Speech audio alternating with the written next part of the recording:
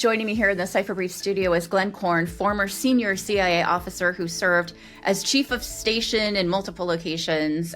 Glenn, it's really great to have you here. Thanks so much for taking the time. Thank you for inviting me back, Suzanne. It's great to see you, and hello to the Cipher Brief team and all your fans. And there are a lot of them. Well, thank you so much. We appreciate that. You know, you wrote a piece in the Cipher Brief, a very personal piece to the President of the United States because of how he is thinking about dealing with the Russian president at this moment. I want to ask you, Glenn, sort of on the personal side. In 2017, you understood what was going on in Russia back then. You understood the threats. You've studied Russia for a number of years. I'm just curious if you can walk us through kind of what the threat was like at that time. Thank you for the question. I mean, I have to say, I don't know if I understand Russia. I don't know if anyone understands Russia, including the Russians. I always say that because it's a very complicated place. But I was asked to go see the president to discuss the issue of Russia.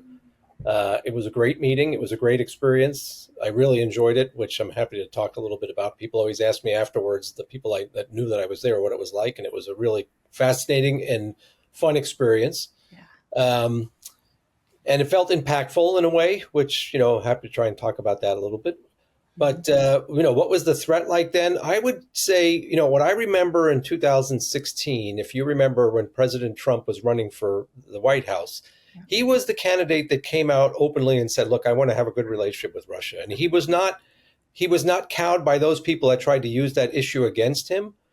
And he was elected. And many Russians really liked him because he was elected on that kind of platform, foreign policy wise, and they were looking for a improvement in relations. The Kremlin, in my assessment, did not take advantage of that opportunity for various reasons.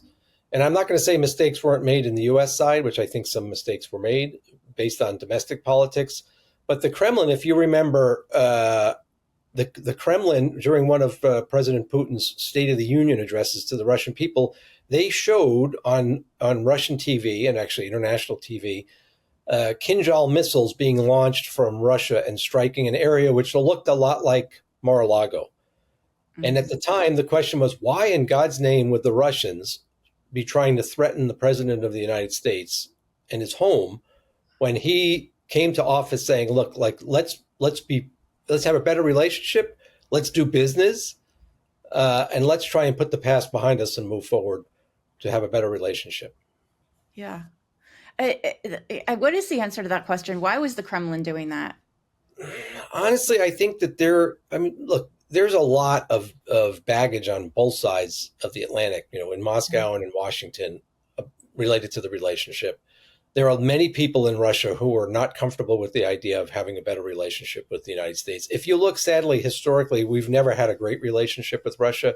There have been periods where there's been more detente or less hostility towards one another. But generally, even going back to Tsarist times, it was a rough relationship. There were two large countries competing for influence, competing for power. We could probably spend hours talking about what are some of the factors that have undermined abilities of various presidents to try and improve relations. Yeah. But the fact is that there were people in the Kremlin, people in Moscow who didn't want to see an improvement in the relationship. And of course, my own concern every time you show any kind of weakness or willingness to make a compromise with the Russians is that they tend to have the belief that means you're weak and that they can take advantage of it.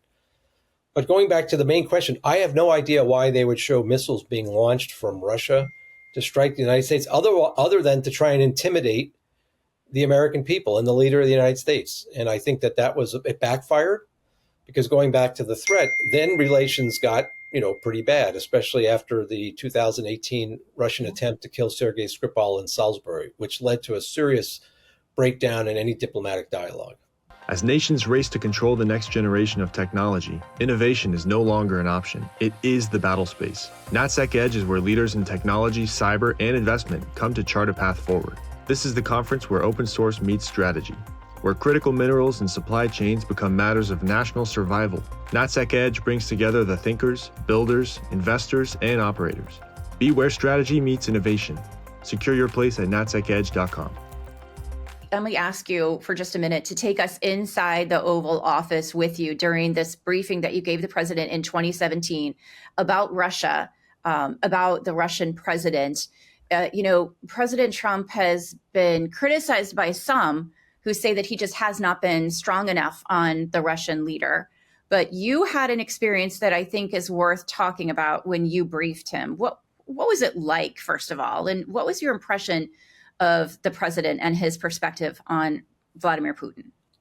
The president was, first of all, he was very gracious and listened, asked very interesting questions. There was a back and forth.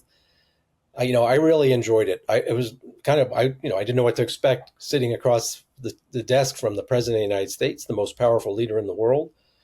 He had a sense of humor. I felt that he wanted to speak with people that knew the topic well. Mm-hmm.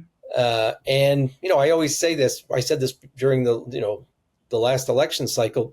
President Trump was not weak on the Russians. I saw him take very decisive action to protect U.S. interests when the Russians started to cross the line with us during his administration. I know there's a lot of criticism of the president over the last few months on his maybe approach to, trying to get these negotiations going. Mm-hmm. All I would say is I hope now that the president is realizing that Vladimir Putin is not being sincere when he tells him he's willing to negotiate. And the greatest example is, the president was willing to go to Istanbul to meet with Putin and President Erdogan, who was going to host a meeting with Zelensky. Zelensky was in Turkey. President Trump was in the region, said he would, indicated he would travel there if Putin came so we could get these negotiations really going. And Putin didn't show up. Instead, he sent a lower level delegation, which made very, in my opinion, inflammatory statements like we can continue to fight this war for 30 years like we did against the Swedes. Of course, that individual didn't mention that there are plenty of other times when the Russians have gotten themselves into conflicts like this and things went very south for the Russians. Mm-hmm. First World War, the Second World War, which without the help of the U.S. and other allies, the Soviet Union would never have stood the way that it did. And of course, the war in Afghanistan, which was a huge mistake that probably led to or was a factor in the collapse of the Soviet Union.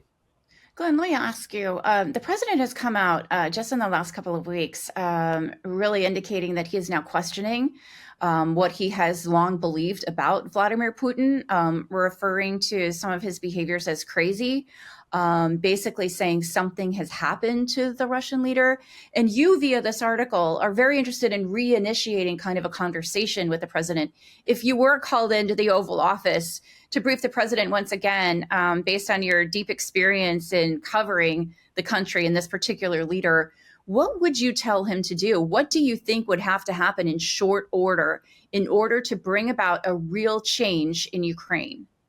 Well, first, I think that the president has tried to level set the dialogue.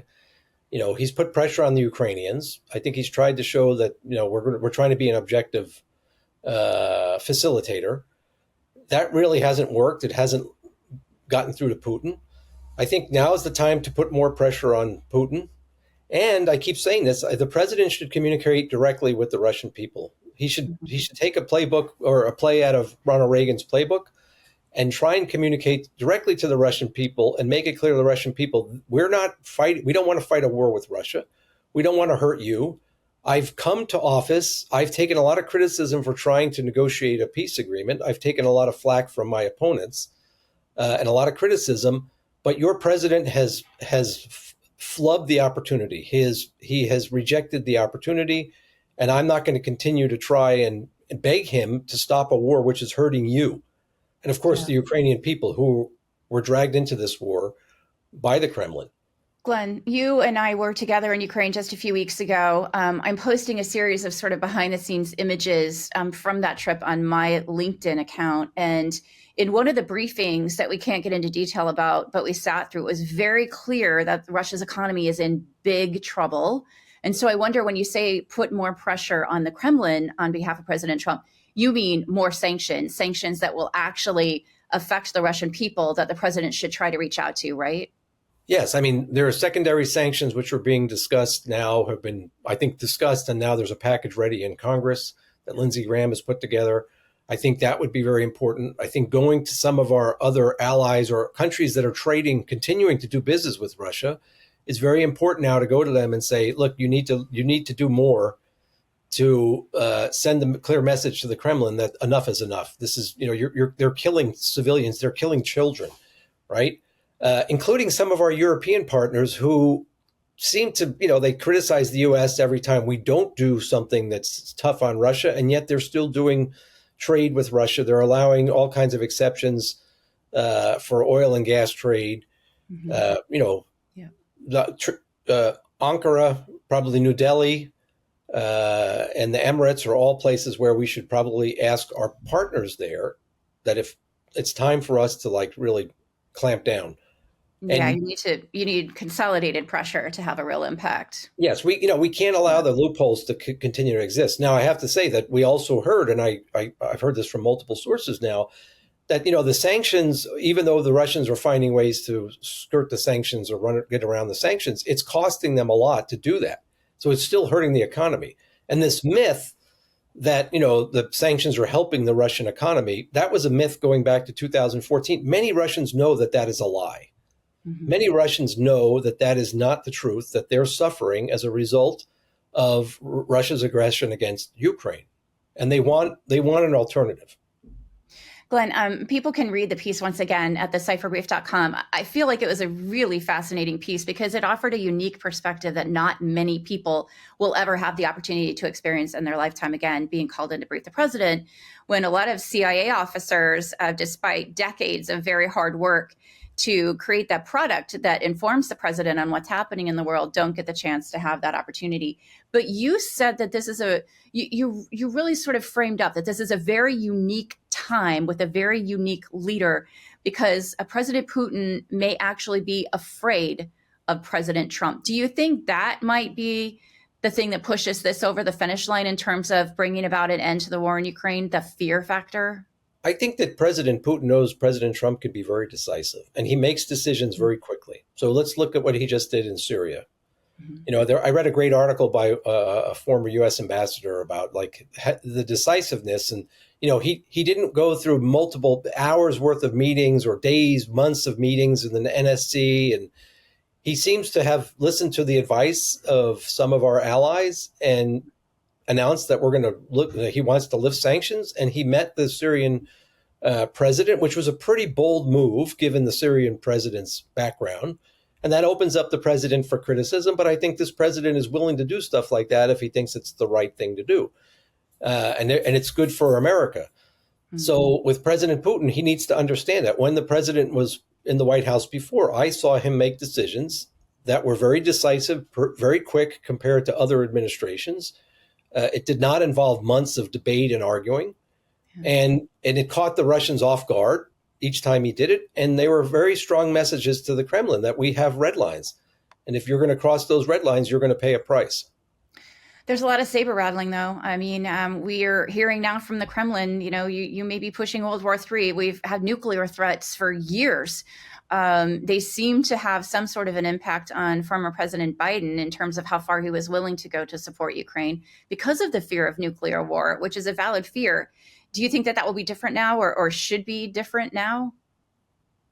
I think it could backfire because the saber rattling you talk about, yes, it was very effective with the previous administration.